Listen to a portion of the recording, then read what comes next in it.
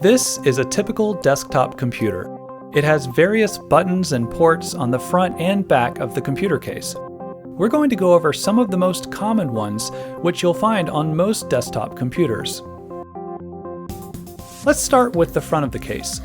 Most desktop computers have the power button on the front, although some all-in-one computers put it on the back behind the screen. Your computer will probably have an optical disk drive, also known as a CD-ROM or DVD-ROM drive.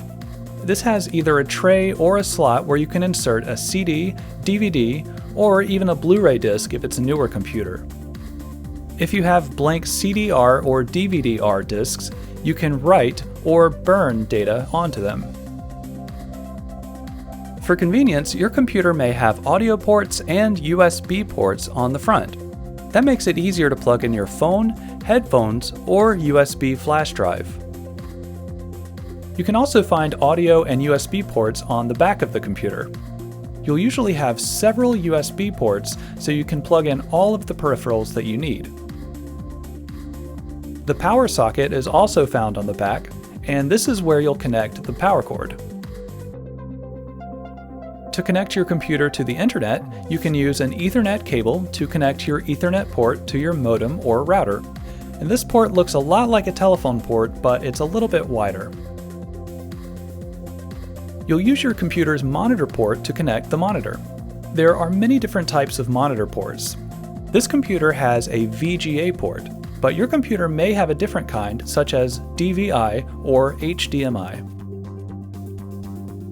Expansion slots allow you to upgrade your computer by adding expansion cards.